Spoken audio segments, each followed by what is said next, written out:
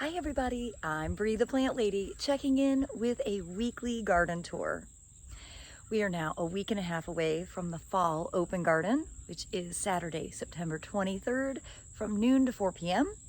And I am so happy to say that I think the garden looks better than it ever has. Fingers crossed, there will be no tropical activity to disturb the open garden day. Remember, it is a rain or shine free event, no registration necessary. I do have a tent on order, so if it is raining, at least the seeds will stay dry.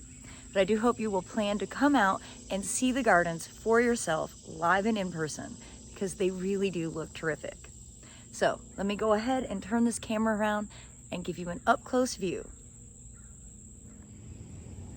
Well, way back on June 14th, this was exactly what I was dreaming of. And I can't believe that it's actually come true. You can see cosmos are now in bloom and they look fabulous. The Thailand giant colocasias are above and beyond the most amazing things ever, and you can see all their flowers. Of course, those are all forming seeds. And then most impressively are the Treasure Island sweet potatoes. And I love this mix, kind of a mosaic ground cover of the three varieties mixed together. You can see the sweet potatoes are flowering. See how they're in the morning glory family. And of course, underneath all these vines and foliage, tubers are forming that we will be able to eat. And a lot of people are like, oh, sweet potatoes get eaten. Yeah, they get eaten by deer here as well. But I'm promising you, these low cattle fence panels really do work.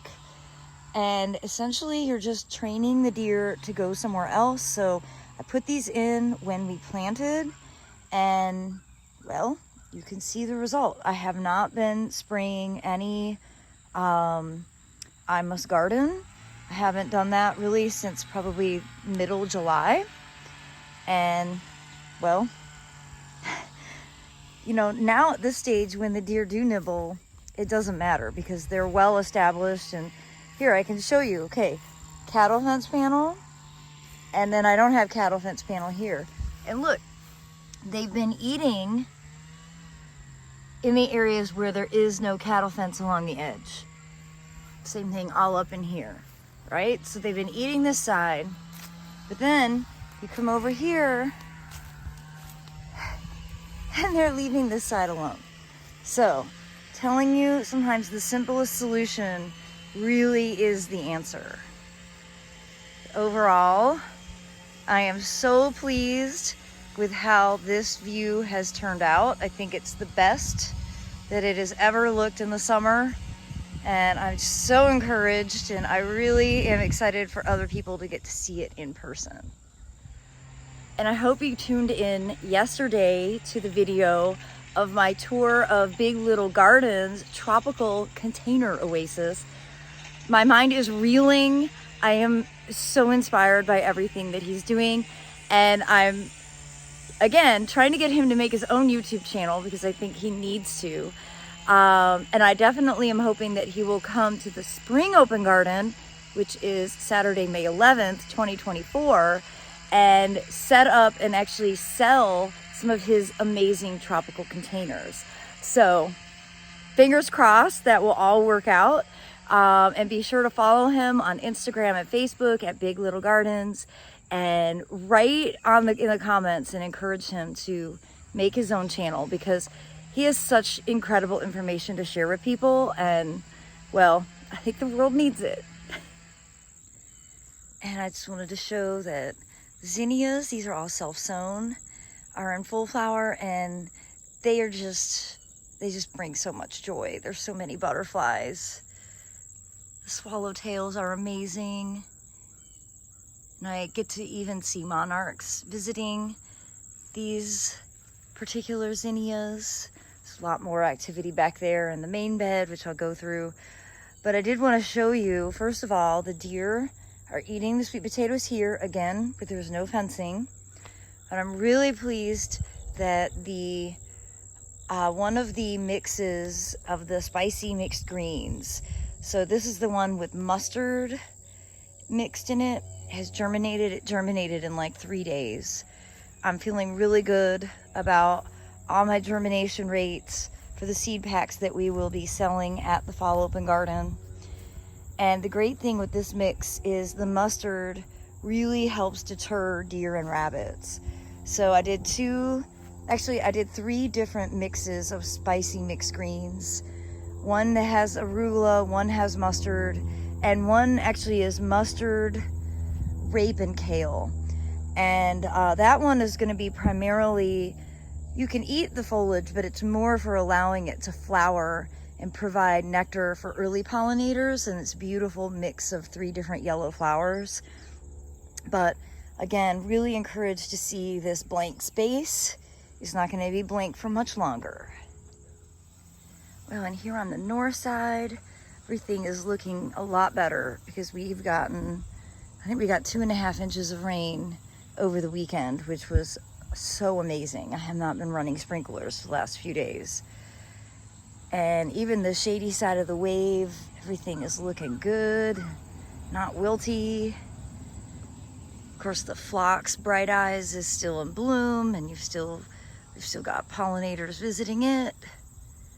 And as we come across here to the front, there's some stuff I'd like to do. I'm going to do it today. Just some cleaning up. I've got some nutsedge issues. I'm going to cut back some of these lilies that are really ugly. Amazingly enough, the Itea love child is starting to color up a bit. And of course, this front border is full and lush and awesome. And I know I've complained about these salvias through the summer, but they're really starting to put on a show now, and they look beautiful. So I'm reconsidering. And of course, the swallowtails love having all of these zinnias here in full bloom. I am so pleased with how this border came out. You know, I love the dahlias, all of the different zinnias. I especially like the deep saturation of these. I think this is Queen Limey Red. And you see it's all back there. It's just a really distinct color. I'm even kind of forgiving the cannas. They're looking all right. I think my treatment with BT helped a lot with the leaf rollers, so they're looking pretty clean. I still am not going to be a canna fan, but a little bit of work on them made a big difference. The Sun Credibles continue to put on a great show, and I'm definitely having to do some extra watering for the brassicas. These are broccolis that I planted, and it's pretty hot. It's still in the 90s here. And of course, the cabbage worms are really doing their job by literally decimating the foliage. So I need to keep up with the BT, which has been hard because, you know, thankfully we've been getting rain. Of course, it all washes off. So this is not a season for the faint of heart for growing cool season crops when it's still like legit summer and we still have several weeks of very hot weather ahead. Which is totally normal for this region. Raleigh, North Carolina it's hot for a long period of time. Fall crops are challenging. But if you wait until like late October when it's cool, you really won't get much of a harvest. So, you know, you got to put in the effort. Now the Queenie Lime Orange, I love this zinnia irrationally. I can't help it. I really like it mixed with the salvia, and that's a combo I definitely want to do again. And of course, the self-sown castor beans, I think they really do add a great color texture combo. I'm glad that I don't have as many as I've had in the past. Some simple editing helps significantly, but I really do love this view of the front garden and our little blue cottage. Well, you can see the roselle continues to grow and lots of flowers are forming. And I just now noticed that I had 2 packs of hibiscus that I didn't really know too much about. And here's the other one. I'm gonna zoom in because I just found a huge wasp nest and I don't want to disturb them. But that is another hibiscus that I grew from seed.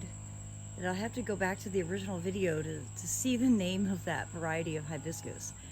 But I do love it. I'm just noticing it now.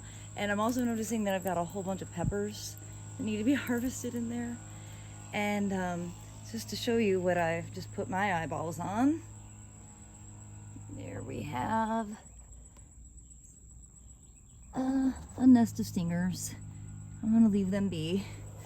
You know, they do their job as pollinators, but they do cause some extreme pain, and probably gonna deal with them at night when they're less active, because I don't feel comfortable having a nest this close to the driveway, knowing that we're gonna have the public here in less than a week and a half. I feel like that's setting people up to potentially get stung. Well, the driveway containers look great. I need to go ahead and harvest the seed from these rice because they are ready, and do a video on that. You can see the black mudras that was sown super late still hasn't even initiated flowers. So this is why I recommend, you know, sowing late, but also sowing in succession so that you can, you know, have this over a longer period of time. And get this zoomed back in. I want to show you the beautiful container that Nate from Big Little Gardens gifted me. It is so gorgeous. I haven't decided where to put it. It deserves a very special spot, not next to a gas can. And these are the sorts of creations that he makes and sells. And that's, you know, one thing I think it would be so awesome to have him here at the Spring Open Garden for people to, first of all, to meet him, but also to get to take something like this home and enjoy on your own patios and get inspired from his tropical flair. Of course, these containers are doing good. I sowed nasturtiums in these pots last week, and I don't see any germination yet. Fingers crossed they will. And these pots are thirsty. This tomato needs water like twice a day. It's crazy, but it's got a lot of fruit coming, so I'm gonna keep giving it water. I feel like that's the mantra of this time of year. Even when we get rain, the containers still need water. And I have to show off the mangave side of the wall. They've grown so much from being planted. And Nate yesterday, Gardens, and I were talking about it. He loves mangaves too. And I think I'm just definitely gonna go ahead and overwinter these. Basically what we'll do is pull them out of these pots as they are. Maybe I can demonstrate sort of like this. And we'll put them under the house, under the Airbnb house where they have a, you know, grow light set up. We'll keep them dry, keep them frost free. And then I'll be able to pop them back in the wall next spring, this size, and then they should double in size and be really impressive. I just needed a little encouragement. And yeah, I'm not gonna let these get frosted. We were discussing my planting mangaves in the ground, and I'm gonna keep these in the ground, probably with one exception. I love Lavender Lady so much. I think this is the most beautiful mangave ever. I'm probably gonna dig her out just because, but you know, I have a lot planted in here.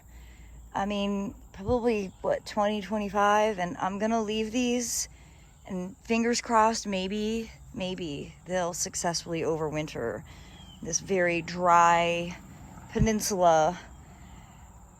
you know, it's definitely, they're definitely marginally hardy, but I'm gonna have a lot of mangaves in the crawl space, and I don't need all of these to be overwintered.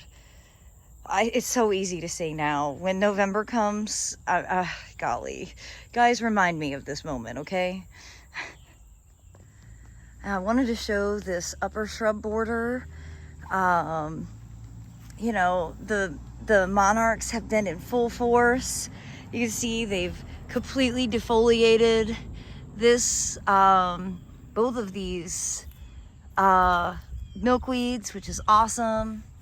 The jet stream oak leaf hydrangea is looking great. I think it's a bit stunted because of how dry it got earlier this season, but I love this look with the dried flowers.